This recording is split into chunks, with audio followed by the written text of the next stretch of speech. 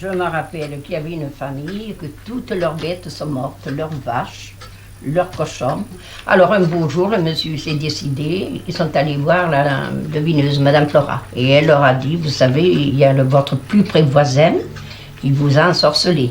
Alors vous n'aurez qu'à regarder dans votre étable, le soir quand vous êtes parti au lit, ces gens vont déposer des œufs. Alors vous chercherez à tel endroit, vous en trouverez sous le fumier. Alors ils ont trouvé ces œufs, il y en avait un ou deux, j'en sais rien, et vous les mettrez dans une chaussette, vous les mettrez dans la cheminée pour les faire sécher. Et depuis ce jour-là, ça a été fini, toutes leurs bêtes, ça a repris et tout. Et le gars, je ne sais pas ça les a désensorcelés, mais à partir de ce jour-là, ils n'ont plus de malheur dans leurs étables.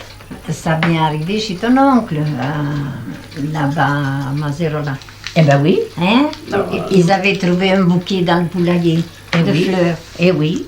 Un bouquet de fleurs? Un bouquet de fleurs. Mais c'est maléfique, ils les avaient bouquets de fleurs. trouvé. Oui. Eh oui. Vous savez, il y a Et leurs poules pondaient, et les œufs ne valaient rien. Mais pourtant, on offre des fleurs quand on veut faire plaisir à quelqu'un. Ben oui, mais monsieur Villemar, ça dépend. Il y a des gens, vous savez, ils font des sorcelages, je ne connaissais pas. Des fois, c'est des œufs, d'autres fois, c'est des autres choses et tout ça. J'étais gamine, j'avais une dizaine d'années.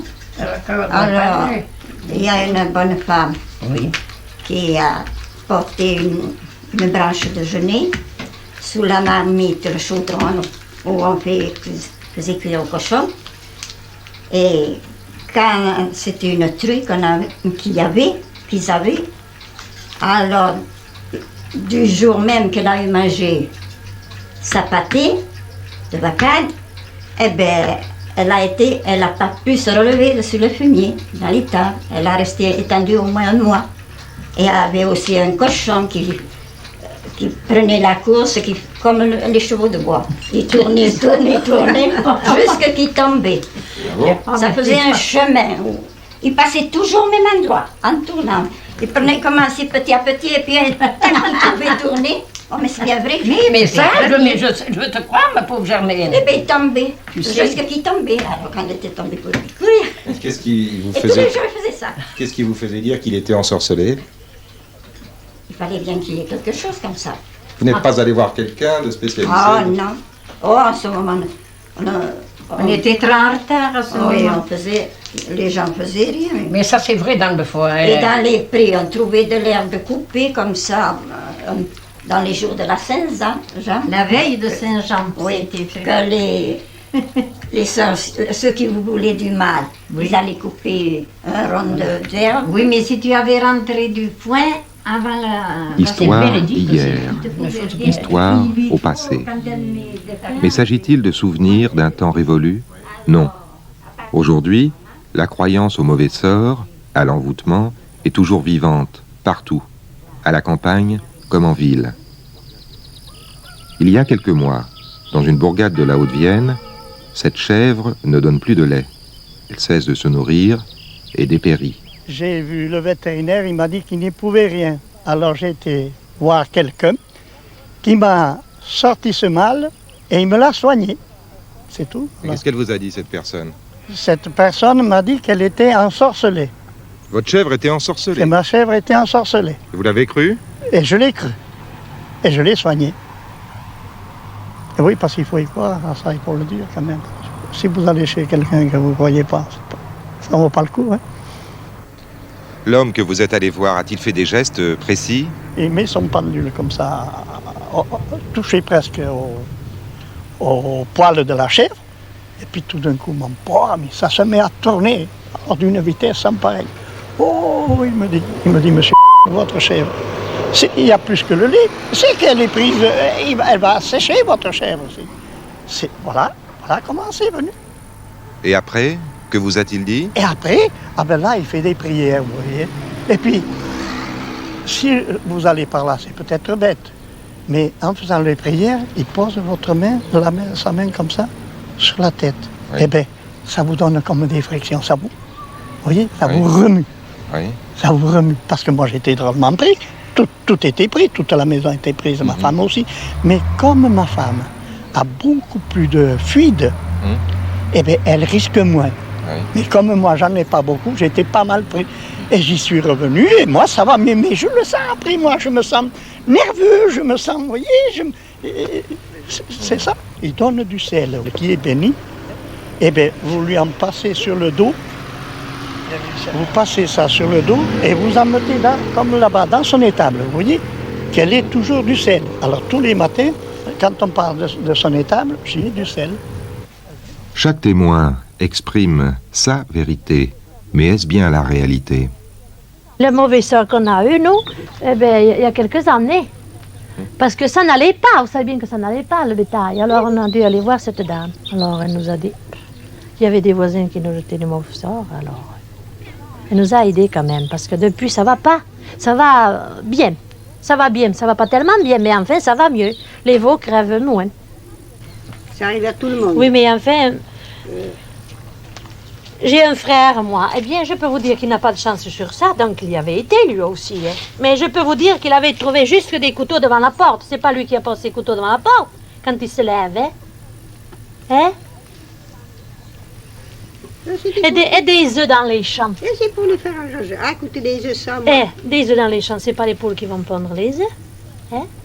Quand vous les trouvez comme ça. Et les couteaux, ils étaient posés Oui, tout simplement posés, devant oui. la porte, comme Ils ont ça. été posés sur la porte.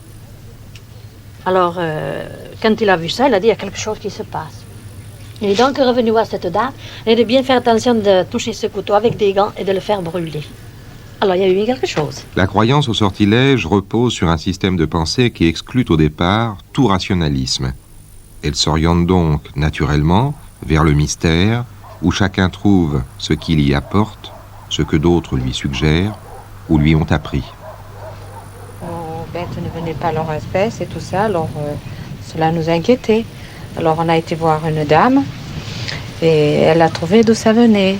Alors c'était un monsieur qui venait pendant la nuit sûrement et elle nous a dit qu'il nous faisait des nœuds après les cordes. Et elle nous a spécifié où se trouvaient les cordes et tout ça. Nous, on n'en revenait pas. Et elle nous a donné les initiales de ce monsieur, les initiales de son prénom. Alors on a pensé d'où ça venait.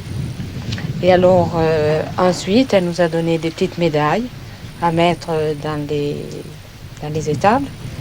Et depuis, ça va un peu mieux. Mais ces cordes-là, où est-ce qu'elles étaient? Elles se trouvaient dans l'étable. Et alors, il y avait des nœuds. On les a prises, on les a toutes fait brûler. On n'a pas regardé les nœuds, comment ils étaient.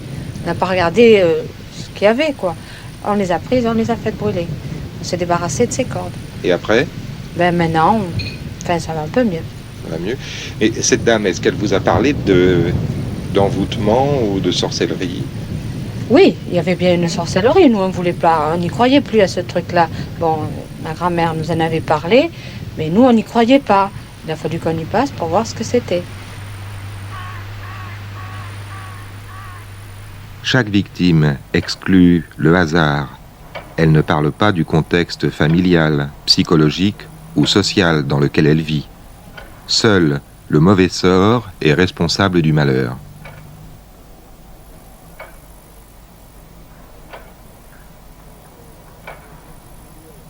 C'était dans les jours du 1er février. Alors, le matin, je ne me levais pas de bonne heure, bien entendu. Il était jour. Je suis allé me laver les mains, comme on doit faire, proprement, laver les mains. En me lavant les mains, j'ai vu un sac, du papier à côté de mon bois. Alors, j'ai dit, qu'est-ce que c'est ça? Qu'est-ce que c'est? Bon, j'ai été le voir, mais je ne l'ai pas touché. J'ai dû le toucher un petit peu, mais je n'aurais pas dû le toucher. Et que je regarde un sac qui était de cette longueur-là, plein de cornes de cochon. Depuis ce jour-là, je suis détourné de tout. Je n'ai plus envie de rien faire, je n'ai pas envie de le faire. J'ai la nuit, je dis demain matin il faudra que je fasse ça. Quand je m'y prendre pour le faire, non, quelque chose m'empêche. Je dis, je le ferai une seule fois, et je ne le fais pas. Et qui est-ce qui a pu apporter ce sac? Ah, qui? quelqu'un qui me veut du mal. Mais pourquoi ce serait quelqu'un qui vous voudrait du mal? Et pourquoi? Est-ce que je peux le savoir, moi? Non, mais ça pourrait être quelqu'un qui a jeté un sac avec des couennes de cochon, comme ça, non? Oui, mais c'est pour me porter malheur. Ah bon. Parce que les couennes de cochon, ça porte malheur? Tout porte malheur si on sait l'expliquer, le faire. Et il y en a qui savent le bien, il y en a d'autres qui savent le mal. Alors, il a resté là, ce sac, il a resté, je ne l'ai pas touché. Alors, il a resté 15 jours comme ça. Vous l'avez pas touché? Et je ne l'ai pas touché, ni moi, ni la sienne. Oui. J'ai dit, tiens, le sac, il est parti. Il a été porté dans mon étable, là, derrière. Là. Il a été porté dans l'étable. Le sac, vous l'avez retrouvé dans l'étable? Il l'a retrouvé dans l'étable. En me l'a changé de place, on l'avait porté dans l'étable. Ah oui. Et voilà, c'est tout. Et il est resté dans l'étable? Il est resté dans l'étable, je ne l'ai pas touché. On regarde, monsieur? Oui. Ah, il était dessous. Alors, le voilà. Voilà. Alors c'est ce sac-là? C'est ça. Et il y en a encore. Ah oui. On va pas le toucher. Vous voulez pas le toucher? Ah non, on ne va pas le toucher. Ah oui. Vous voyez? Ah oui, il y a des couennes dedans, oui. Et tout petit. Oui. Oui. Voilà. Et vous pensez que là, c'est un sort qu'on vous a acheté? Ah, c'est un sort qu'on m'a tiré. Bon, on va faire quelque chose alors.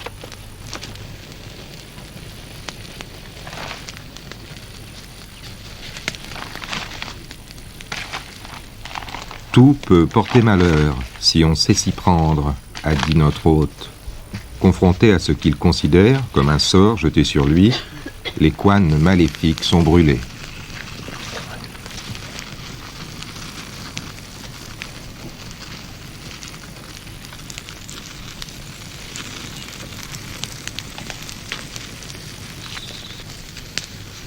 Ainsi, chez ce grand-père qui vit isolé au bout de la route, est-ce l'objet étranger qui a porté malheur, ou est-ce lui qui a permis d'expliquer un certain ennui, la solitude, le temps qui passe?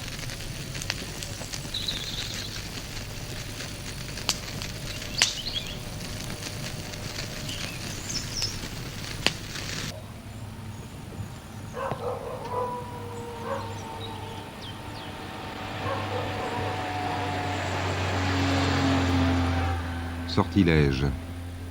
Oui, les gendarmes en entendent parler, mais il est très rare que les affaires aillent plus loin sur le registre de la gendarmerie.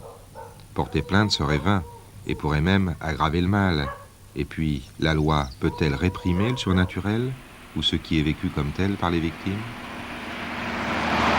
Nos interventions sont uniquement des interventions de bons offices, si vous voulez, quoi. On les rassure, on les conseille, ça s'arrête là. Qu'est-ce que vous avez déjà constaté? Bon, on a constaté plusieurs cas, entre autres un brave monsieur d'une région d'ici qui avait un chien enterré pas loin de chez lui et ce chien avait le museau tourné vers sa ferme et il prétendait que ces animaux étaient malades. Le chien a été déterré sur notre conseil, bien sûr. Ils l'ont fait brûler, ça nous demandait l'avis, bien entendu.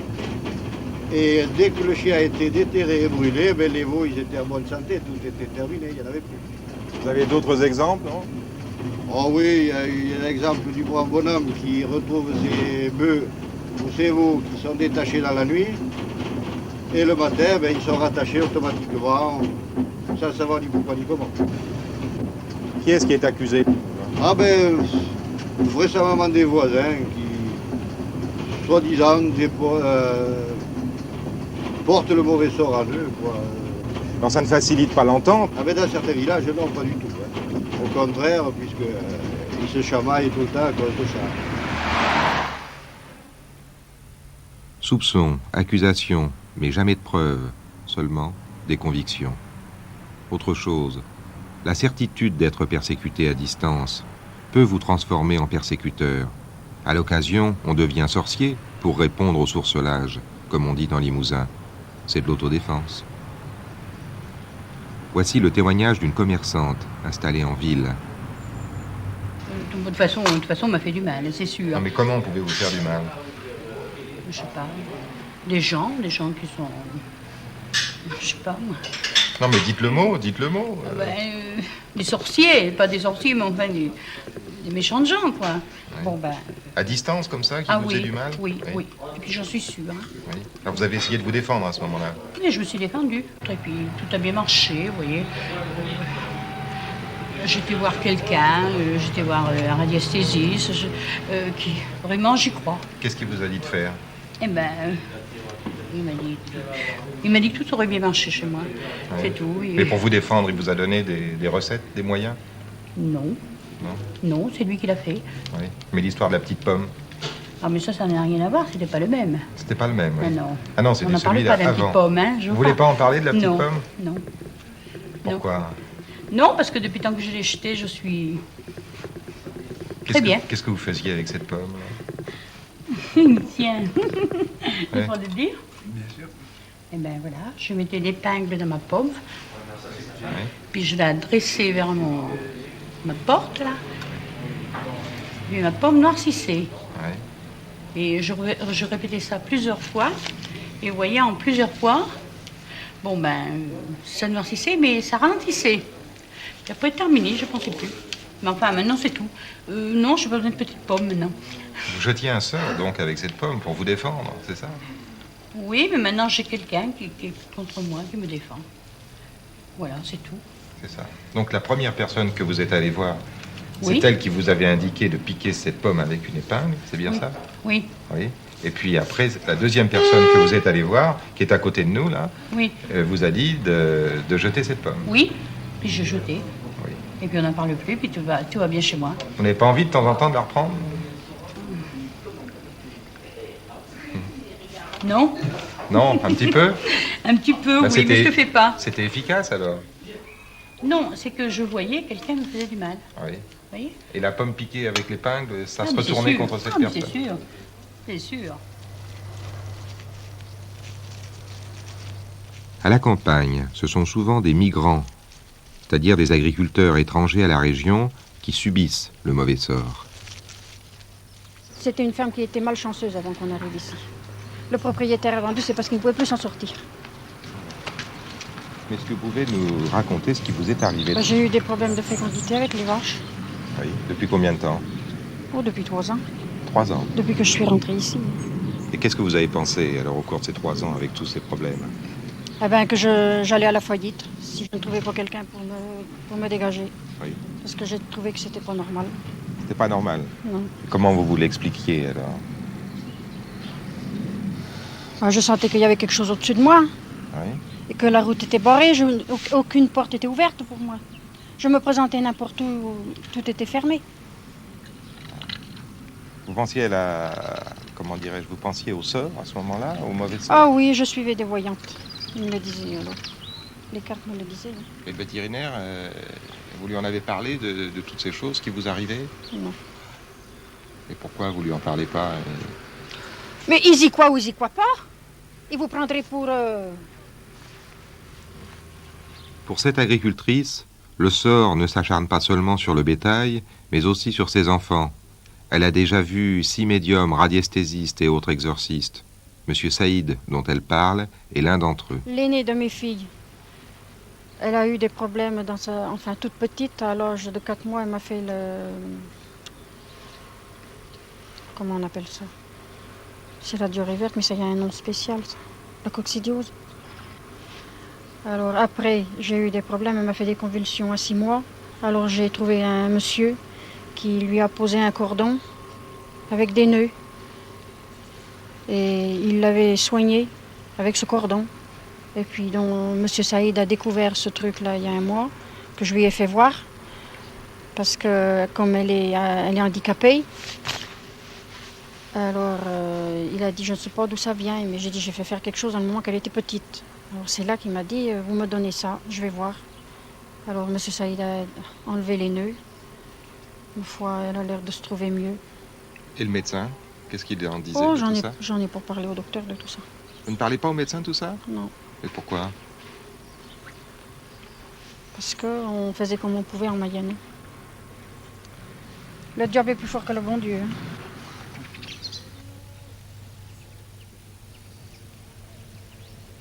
Cette jeune femme a 22 ans. Elle tient un commerce avec son mari. Depuis 3 ans, elle a rompu tout contact avec sa mère. J'ai connu mon mari, on a vécu ensemble. Disons qu'on s'est fréquentés, elle n'a jamais été pour. Et on a vécu ensemble. Et alors là, ça l'a... Et je suis partie à mes 18 ans de chez moi. Et en partant, elle m'a dit, tout ce que tu entreprendras, tu ne le réussiras pas. Et comment elle peut faire pour ça? Elle a un don pour exercer avec une photo. Elle travaille sur cette photo et puis elle souhaite du mal à la personne. Et vous croyez vraiment qu'à distance, elle peut vous nuire? Oui. Elle l'a déjà fait sur une personne et ça lui a fait du mal. Mais votre mari, ça l'inquiète tout ça? Bah oui. Et c'est pour ça qu'il a été voir un médium et puis... moi, il m'a dit, il aimerait te voir, il faudrait que tu discutes avec lui et tu lui expliques. Et je n'y croyais pas et j'ai été le voir et on a discuté et puis je pense vraiment qu'elle exerce quelque chose sur moi. Vraiment, vous en êtes convaincu? Vous pourriez penser à autre chose que, je sais pas, moi, avec votre Oui, mari, mais là, après tout. la nuit, quand je dors, je fais des cauchemars et je la vois toujours dans mes cauchemars à me faire du mal, à essayer de me rapprocher vers elle, à me faire tout quitter. Peut-être que vous vous reprochez d'avoir quitté votre maman, non? Non. Non? Non, mais je la crois très capable de faire ça.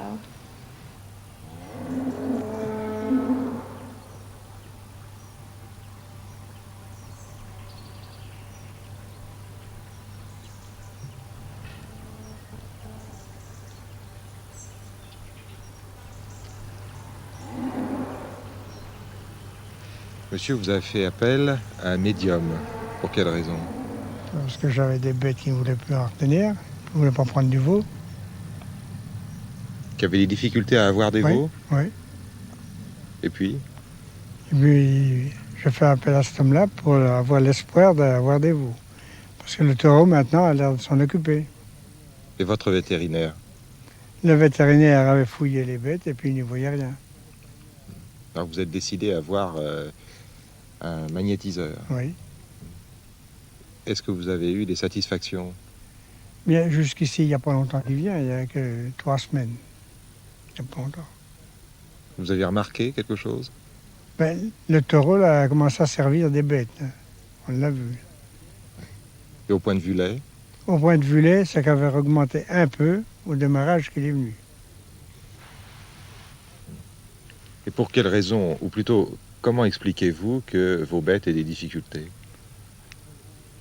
C'est le grand mot à dire, je ne peux pas le dire. Il y a un mot qui vous fait peur? Oui. C'est celui d'envoûtement, de Oui. sort. Oui. Hein, je peux le dire, moi. Oui. Vous pensez donc qu'on vous aurait jeté un mauvais sort? Je pense, oui. Est-ce que vous avez des soupçons? Mais les soupçons, ça, on ne peut pas nommer. Mais pourquoi ça ne serait pas le hasard ou un mauvais concours de circonstances, tout ça? Je ne pense pas, parce qu'il n'y a pas que cette année. Ça aurait été que de cette année. Bon, on aurait dit que ça vient peut-être de la saison, de l'année qui n'est pas bonne, mais il n'y a pas que cette année. Il y a quelques années que ça marchait comme ça, et puis plus que ça calait, moins que les bêtes avaient de lait. Alors pour vous, c'est de la sorcellerie? Pour moi, j'y pense. Est-ce que vous comprenez ce que fait cet homme là-bas? Ah, pour le comprendre, non, je ne comprends pas. J'ai confiance, je lui donne la confiance, mais il ne m'a pas expliqué. Vous ne lui avez pas demandé? Je n'ai pas demandé, non. Parce qu'à chaque fois qu'il venait, il voulait aller dans la table tout seul. Tout seul? Tout seul, oui. Et vous disiez pourquoi il souhaitait être seul? Parce qu'il voulait être tout seul avec les bêtes tranquilles. Et vous avez l'intention de lui demander de revenir régulièrement? Si je vois qu'il y a un bon résultat, oui.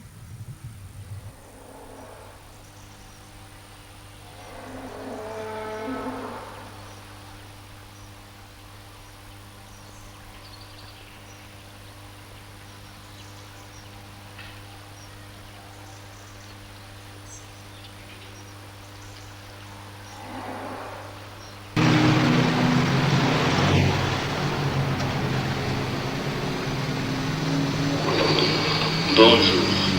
Vous êtes branché sur un répondeur automatique. Je suis médium. Je travaille sur photo et écriture. Je fais des recherches parapsychologiques avancées. Beaucoup de mes résultats vous surprendront. Antichambre du mystère. Rendez-vous de toutes les catégories sociales et culturelles. Le cabinet du médium, du radiesthésiste ou des cartomanciennes est l'endroit où l'on va chercher une réponse. Cette réponse, lorsqu'il s'agit de sorcellerie, est adaptée au système de pensée du consultant, à sa croyance. Ainsi, ce médium que nous avons vu au milieu d'un troupeau de vaches explique, dans un premier temps, ce qu'il y faisait. Une bête qui est atteinte, qui est touchée, elle ne s'approche pas, elle s'éloigne. Elle s'éloigne parce que ce qu'elle a, elle ne sait pas comment le dégager, et si vous voulez, elle est prisonnière sur elle-même. Alors, mon rôle à moi, si vous voulez, c'était de les obliger à s'approcher de moi, de façon à ce que je les dégage. Et une fois qu'elles ont été dégagées, après, elles étaient très bien. Et comment vous faites pour les dégager? Comment je fais pour les dégager? Je m'arrange d'abord à ce qu'elles me lèchent, parce que sur moi, j'ai une force magnétique qui permet d'enrober leur système et de dégager les forces maléfiques qu'on leur a données. Et ces forces-là, il faut les connaître pour les dégager. On ne les dégage pas comme ça. Donc elles ont réellement été envoûtées? Elles ont réellement été envoûtées par un moyen que je ne citerai pas, mais... Et vous le connaissez? Le moyen? Je le connais, oui. Je le connais, oui. Sinon, je ne l'aurais pas fait. Double discours. Plus tard, dans l'entretien, une autre version. Il n'est plus question maintenant d'ondes maléfiques. Finalement, ce n'est pas les vaches qui m'ont demandé de venir, c'est le propriétaire. Donc il attend quelque chose de moi. Un support peut-être psychologique. C'est donc votre présence qui est demandée avant tout? C'est la présence qui est demandée. Hein. C'est la présence du médium parce qu'il est placé entre l'au-delà et l'homme. Comment faites-vous pour entrer en relation avec le surnaturel? J'ai un pouvoir médiumnique qui me permet, avec beaucoup de facilité, de me mettre en relation avec le surnaturel, les forces que l'on appelle au-delà. Ce don, il ne sert pas toujours. Si vous voulez, il y a des gens qui viennent me voir et d'eux-mêmes, déjà, ils sont autosuggestionnés d'eux-mêmes. Si vous voulez, ils vont soulager leur conscience, soit à l'église, soit chez un médium. Ou alors, quand ça va trop loin, je leur conseille la médecine. Et puis, si la médecine décèle rien, alors ils reviennent me voir. Si je comprends bien, si vous n'existiez pas... Il faudrait m'inventer. Voilà, en gros, c'est ça, oui. Et, enfin, m'inventer. Nous inventer.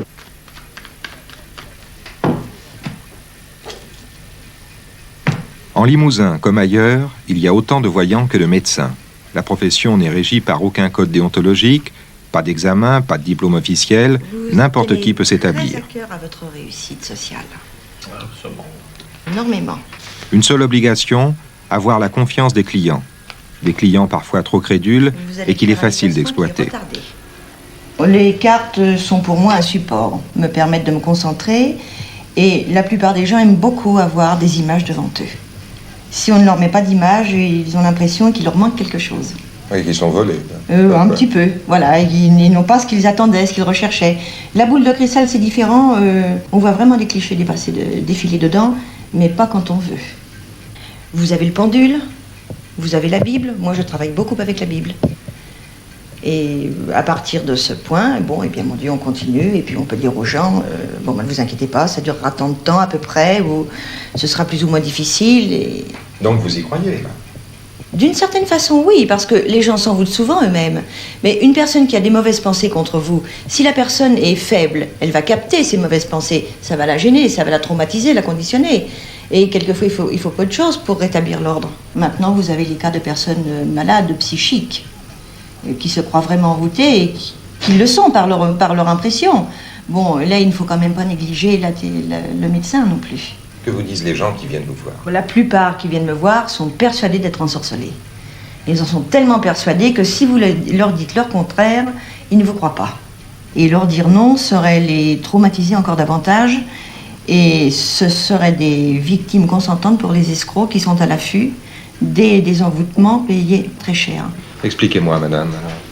C'est un appareil que j'ai acheté à un radiesthésiste de Rennes, d'après que c'est un appareil qui est bon pour la nature, au sujet de sorcellerie. Il éloigne le mauvais sort, c'est ça? Les ondes, les mauvaises ondes. À 400 mètres, on m'a dit. Combien l'avez-vous payé? 210 000. C'est une somme? Ah oui. Ouais. Alors voilà cet appareil qui se compose d'une cuvette en plastique fixée avec des vis, et puis C'est un radar. cette espèce de petit radar, oui. Vous êtes la seule à en avoir, là, dans le... Oh non, il y en a beaucoup. Et cet appareil, est-ce qu'il a fait quelque chose? Les 2 premières années que je l'ai eu, oui. Mais dans cette exploitation, non. Vous y avez cru, donc? Oui. Et maintenant? J'y crois plus. C'est un vol manifeste, c'est tout ce que c'est. C'est du vol? À mon avis, oui. Ça peut pas être autre chose qu'un vol manifeste. Et quand on veut s'en sortir, il faut bien essayer quelque chose. Et alors là, ici, nous avons autre chose. Vous pouvez m'expliquer? Ça, c'est ce que la dernière personne que vous avez vue, donc avec laquelle il y a un mieux, a laissé chez vous. Hein? Oui. C'est-à-dire du sel disposé d'une certaine façon. On appelle ça un soleil. Un soleil. Et depuis que cela est chez vous, est-ce que vous avez remarqué? Ça s'est beaucoup arrangé. La petite planche avec le sel, c'est un support psychologique, hein, au départ. Et chacun, beaucoup de gens connaissent la propriété du sel. Donc, à partir du moment où le sel détruit certaines facultés dites de sorcellerie, bien sûr, il y a encore un support psychologique là-dessus. Hein. Bon, alors, on dit, il y a la planche, donc ça élimine beaucoup de choses. Moi, la chose la plus puissante dans ces cas-là est la prière. Bon, je leur copie une protection que je leur donne.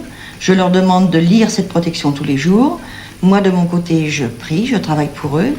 Et très souvent, dans la plupart des cas, ça va beaucoup mieux après.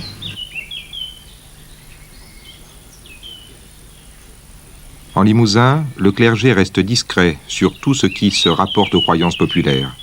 Il n'y a pas d'exorciste, officiellement. Mais certains prêtres sont souvent sollicités par leurs fidèles. Voici le témoignage d'un curé. Il a voulu rester anonyme. Les gens sont tellement sensibilisés sur les questions de sort que je crains qu'ils m'importunent jour et nuit. Vous demande-t-on d'aller dans des fermes? Oh, assez souvent, oui, pour des bêtes malades. Il n'y a pas très longtemps, je suis allé dans une ferme où il y avait à peu près 150 bêtes. Et une bête malade, et bien, je l'ai béni, j'ai pris les prières de l'église, et ce n'est qu'après mon départ qu'on m'a dit « ça va beaucoup mieux ». Alors, on ne me considère pas comme prêtre, on me considère simplement comme sorcier, alors ça va pas. Oui, ça vous déplaît, ça me déplaît. Mais je pense que le Seigneur, quand il passait, qu'il guérissait les malades, et bien, il peut très bien se servir de la présence du prêtre pour guérir lui aussi. Et je connais des confrères qui font exactement pareil, et le Seigneur agit par eux. Vos fidèles, m'avez-vous dit, font une grande consommation d'eau bénite. Ah oui, ça, pour l'eau bénite, il y en a que certains, bien qu'ils me demandent des litres d'eau bénite, et même qui boivent l'eau bénite pour la moindre chose. Mais actuellement, je pense que beaucoup de choses, c'est la crédulité des gens. Ils ont l'obsession du démon. Par les lectures qu'ils ont faites, par les paroles qu'ils ont entendues, ou des gens qu'ils sont allés trouver.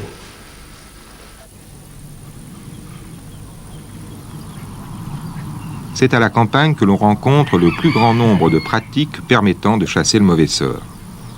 Ici, il n'est pas question d'argent.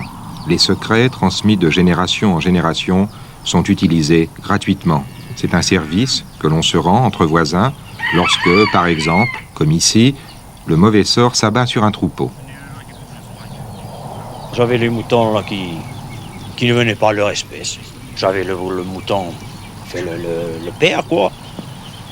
Et puis, ça ne venait pas à l'espèce. Jamais j'avais de rapport. Mais j'ai dit, bon sang, j'ai dit, qu'est-ce que c'est qui se passe? Alors, je sais pas, en me promenant, je trouve monsieur Delage là. Je trouve monsieur Delage, il me dit, tu vas voir, il dit, on va procéder à une vente. Il dit, ah, j'ai dit, mais qu'est-ce que ça y fera? Il a dit, il y a un remède, il dit, on va procéder à cette vente. Oh, ben j'ai dit, s'il n'y a que ça, j'ai dit, on verra bien. On peut décalculer. À droite, l'acheteur, celui qui connaît le rite. À gauche, le propriétaire. La discussion s'engage comme pour une vente réelle.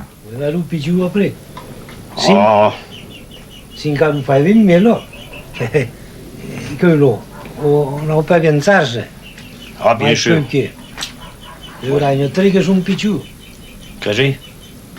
Oh. Allez, nous prenons le mettre à 40 000 pesos, tu? Ouais. Hein? Ouais. Allez, pas si j'ai 50 000, là. Ouais, allez. Allez, d'accord, allez. L'acheteur donne une pièce en acompte.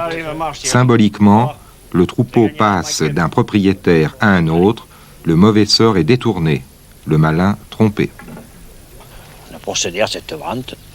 Et puis depuis, mon Dieu, ça a l'air de mieux aller. Je ne sais pas si ça y a fait ou quoi. Enfin, ça a l'air de mieux aller et ça vient à leur espèce, ça produit. Maintenant, c'est pas plus long, je ne peux pas vous dire mieux.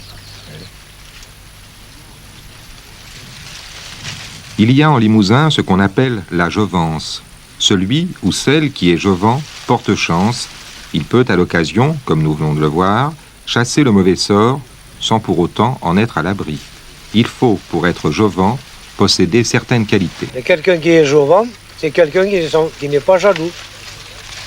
Quand il vend quelque chose à ses voisins ou à un étranger, il souhaite que ça profite. Et quelqu'un qui est mal jouvent, ça ne profite pas. Parmi les maljouvents, certains ont mauvais œil et parfois mauvaise main. Dans la plupart des cas, ce pouvoir est involontaire.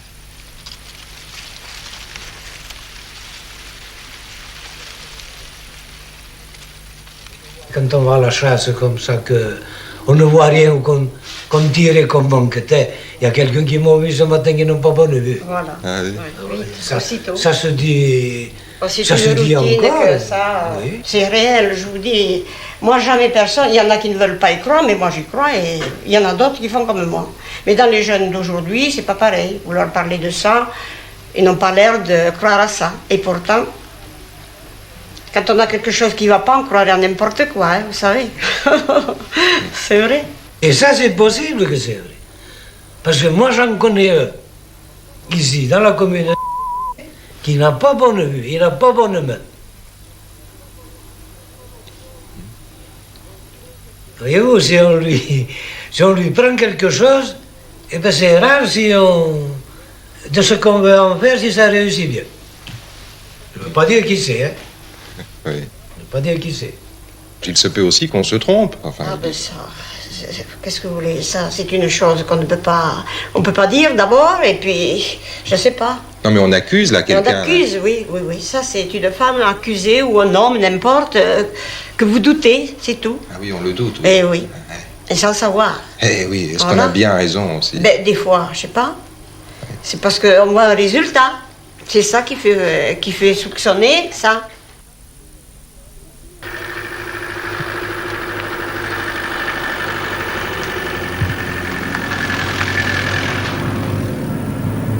Robert Morange, vétérinaire, confronté depuis de nombreuses années à la sorcellerie. Ces phénomènes ésotériques n'existent que chez certains de nos clients. Ils vous rejettent, ces clients? Ces clients nous rejettent. Ah oui, il y en a carrément qui nous rejettent. C'est le vétérinaire qui jette un sort parce que c'est le vétérinaire qui profite. Alors de là à dire que c'est nous qui jetons le sort pour qu'on puisse, si vous voulez, profiter de la situation, il n'y a qu'un pas. Et alors, nous sommes interdits de séjour, encore une fois, dans certaines exploitations. Pour ce vétérinaire, les maladies mystérieuses pourraient être identifiées, mais le prix des recherches et analyses en laboratoire dépasserait alors celui de la bête. Il est donc plus économique de l'envoyer à l'abattoir. Cette solution permet au doute de subsister. Pour moi, il n'y a pas de mystère. Je connais, moi, personnellement, des lois mathématiques et des lois biologiques. Hein. Les lois mathématiques, c'est la loi des séries. Bon, celle-ci, elle est bien connue. Un malheur n'arrive jamais seul, jamais 203. Bon, ça, c'est l'expression, si vous voulez, qui traduit la loi mathématique de la loi des séries. Et les lois biologiques, c'est également un petit peu la même chose. Lorsqu'un microbe a pris dans une exploitation une certaine virulence, eh bien, tout le monde sait, par exemple, des épidémies de mammites, tout le monde sait bien que ça ne se limite pas toujours à une bête, un animal, ça en prend d'autres. Alors, il ne faut tout de même pas croire à ce moment-là que ce sont les voisins ou que c'est un voisin qui vous jette un sort. C'est uniquement une loi tout à fait naturelle, biologiquement parlant, ou mathématiquement parlant, qui intervient, et c'est tout. À la Société d'ethnographie du Limousin, Maurice Robert, ethnologue, spécialiste des croyances populaires. Ce qu'on peut en penser, c'est que c'est un phénomène qui est de toutes les époques, de tous les temps, de tous les lieux et de toutes les classes. Et qu'il est dans l'air et qu'il se cristallise dans certaines circonstances de l'existence. La sorcellerie est une croyance. La sorcellerie n'est pas un fait objectif. Elle est la manière de répondre à une situation dangereuse, douloureuse ou dramatique, répétée généralement, et insoluble par d'autres moyens, en particulier par les moyens de la raison ou de la science. Le professeur Jean-Marie Léger, psychiatre, étudie depuis 15 ans les phénomènes de sorcellerie en Limousin et dans d'autres régions. Il résume le fonctionnement de la croyance au mauvais sort au niveau de la pensée. C'est un système que l'on appelle le système de pensée magique et qui caractérise d'abord la pensée enfantine. L'enfant attribue à des objets sans puissance et sans valeur une force qui lui permet d'assouvir ses désirs. Ce sont des sortes de substituts parentaux, enfin des objets qui remplacent les parents et qu'il va manipuler, auxquels il va attribuer un pouvoir tout-puissant.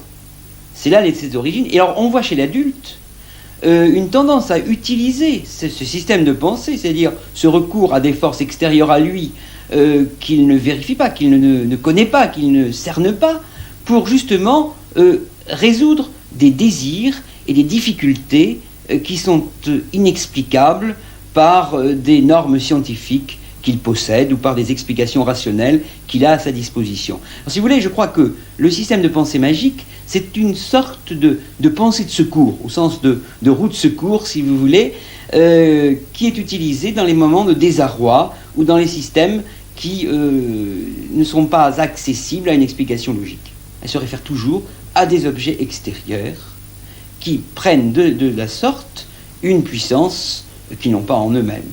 Ce sont les couennes de cochon. Ce sont les couennes de cochon, par exemple. C'est peut-être une pomme, c'est peut-être une amulette de quelque ordre que ce soit. Regardez, c'est du sel béni, du sel ordinaire béni.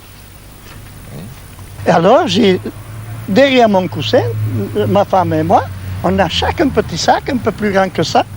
Dessous, il me dit, il faudra mettre dessous votre traversée. Tenir du sel partout. Et avec ça, il dit, personne ne pourra agir dessus. Ça veut dire aussi qu'on n'a pas grandi. Je crois qu'il faut, effectivement, mais vous savez, je crois qu'il y a un grand principe en psychologie, disons, dynamique, tel que Freud l'a montré. Vous savez que quand un sujet se trouve dans une situation difficile, qui ne peut pas être réglé par son système de pensée rationnel, eh bien, il régresse. C'est-à-dire qu'il a recours aux systèmes de pensée qui ont réussi dans son enfance. Là, je crois que vous avez typiquement l'explication, enfin, la formulation psychologique de ce recours à la pensée magique chez l'adulte en sorcellerie. Ce qui est étonnant, c'est que les gens qui jettent des sorts, on les rencontre jamais. Ah non, tu peux pas les rencontrer. Est-ce qu'ils existent bien? Il faut bien. Mais où? Ce sont des suppositions. Des suppositions. Ce ne sont pas des preuves. C'est pas des preuves. D'accord. C'est bien ton avis. D'accord. On ne peut pas le prouver. Maurice Robert, l'avez-vous rencontré, ce sorcier? Non, mais personne n'a dû le rencontrer. Tout le monde le cherche et personne ne le rencontre. On le suppose, on l'imagine, et celui qui se croit ensorcelé, après avoir essayé tous les moyens à sa disposition, y compris les moyens scientifiques et médicaux, va, en définitive, toujours trouver le médiateur qui est chargé de confirmer sa croyance à la sorcellerie. Et à partir du moment où cette croyance est confirmée, le sorcier existe bien. Il suffit de le désigner. Et on le désigne toujours, dans son entourage généralement. Il est très rare qu'une personne vienne vous voir en vous disant « Écoutez, je suis envoûtée, je ne sais pas qui ». En principe, 99 fois sur 100, la personne va vous dire « Voilà, j'ai un tel qui m'en veut, je suis sûre qu'elle m'a jeté un sort. » Ou qu'elle m'a fait jeter un sort par quelqu'un. Le sorcier, c'est l'autre. Le sorcier, c'est toujours l'autre. Le sorcier n'est qu'une représentation, et nous sommes peut-être, le sorcier de quelqu'un, pour quelqu'un. Mais les gens qui vous lancent du mal, vous les connaissez, puisqu'on vous a dit qui c'était. Oui, mais, vous leur avez dit, mais là, je n'ai pas de témoin, je ne veux pas en causer qui c'est. Parce que je n'ai pas de témoin, je ne peux pas vous le dire. Oui, mais est-ce que vous en avez parlé à ces personnes-là? Non. Non. Mais vous devriez peut-être, non? Non. Non. On se veut mal, on ne peut pas. Puis il me dirait, pourquoi vous me dites ça? Oui, c'est ça. C'est une chose très grave si on avait des témoins. Très souvent, on dit que souvent c'est un proche qui est en question, et on dit, bon, ben, on fréquentait ces personnes, on était très proches de ces personnes, on avait des rapports très fréquents, et puis on s'est aperçu qu'il était persécuteur, et on le met à l'écart. Qu'en était-il réellement des relations antérieures? Et est-ce que ce n'était pas une sorte de système de compensation, de système permettant de maintenir des relations malgré une tension qui existait déjà? Je pense que c'est peut-être une opération de vérité. C'est-à-dire que on se donne le droit de haïr quelqu'un qui ne vous était pas fort sympathique auparavant. Et là, je crois quelque chose, une sorte de sortie. C'est une porte de sortie que nous donne la société aux gens qui ont recours à ces croyances. Avec l'exode rural, la croyance s'est déplacée géographiquement et socialement de la campagne vers la ville. Aujourd'hui, près de 70% des personnes qui croient à la sorcellerie vivent dans les grandes agglomérations.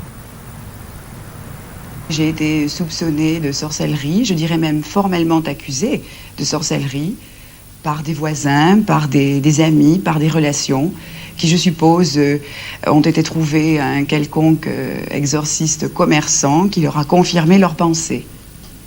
Et pour quelle raison avait-il des doutes à votre égard? Eh bien, écoutez, pendant des années, je me suis intéressée à la parapsychologie, au spiritisme, enfin, qui n'a pas entendu parler de table tournante, et j'ai pratiqué certaines expériences, notamment avec des amis, avec certains de ses voisins, et du jour au lendemain, j'ai vu ces gens s'éloigner de moi, et j'ai appris, si vous voulez, qu'ils rendaient ces pratiques responsables des différents problèmes qu'ils pouvaient avoir par la suite dans la vie, soit des problèmes d'ordre familial, des problèmes d'ordre sentimental, d'ordre professionnel aussi, pourquoi pas.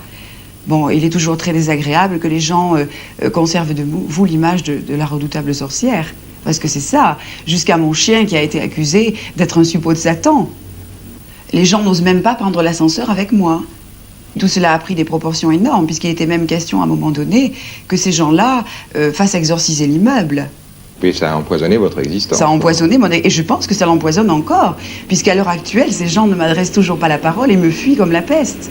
Mais vous avez essayé de leur expliquer? Non, il n'y a rien à faire. Il n'y a rien à faire parce que ce sont des idées bien ancrées, et vous savez, les croyances, on n'a pas tellement évolué. Il y a 300 ans, on brûlait les gens sur un bûcher. Bon, si ces pratiques sont abolies à l'heure actuelle, les pensées, les dires des gens, les envies restent les mêmes. Cette haine, cette agressivité n'est nullement dirigée directement à l'encontre du persécuteur, mais est en quelque sorte dirigée à travers un rituel qui diminue son intensité. Elle est filtrée. Elle est filtrée, mais aussi, elle est en quelque sorte socialisée. Et autrement dit, par la sorcellerie, on peut à la fois être agressif vis-à-vis de quelqu'un, tout en respectant les normes qui sont naturellement d'éviter le passage à l'acte et l'agression physique directe. Mais un autre élément est également significatif, c'est le mauvais œil, la jouvence. Le mal jouvant n'est pas responsable du mal qu'il fait à l'autre. Il le fait fortuitement et malgré soi. Alors, on en veut peut-être au mauvais sort, mais on n'en peut pas en vouloir personnellement à celui qui, du fait de ses caractéristiques physiques ou morales, vous a donné un sort. Il est là comme élément indispensable à tout un système. Donc, vous voyez, je crois que si la sorcellerie a des aspects négatifs, tout au moins c'est ce qu'on lui doit reprocher, il faut quand même reconnaître qu'elle participe à le maintien d'un équilibre social, qui est peut-être un équilibre à minima, mais qui, néanmoins, est un équilibre. Que pensez-vous des témoignages que nous avons recueillis? Les témoignages comportent tous, sauf sujet qui veut faire une mystification, une part de vérité. Mais une vérité qui est toujours le fait d'une interprétation, en fonction de la personne qui le raconte. Et c'est ainsi que vous savez fort bien que les témoignages sont différents suivant les témoins qui les rapportent. Un même événement peut prendre des dimensions diverses suivant les témoins. Alors je crois que dans le témoignage, il y a ces deux données, cet aspect de rapport à la réalité, à la vérité, mais aussi cette interprétation personnelle. Je dirais que chacun a sa vérité.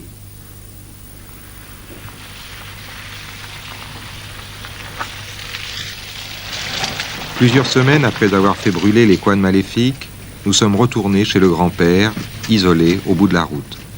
Les couanes, il ne voulait pas les brûler lui-même. Il fallait l'intervention d'une main étrangère. La croyance a fait le reste. Monsieur Trarieux, quand vous avez vu brûler ces couanes, qu'est-ce que vous avez ressenti à ce moment-là, quand on les faisait brûler? J'ai senti plaisir. Un plaisir. Un plaisir. J'étais content. J'étais heureux de les voir brûler.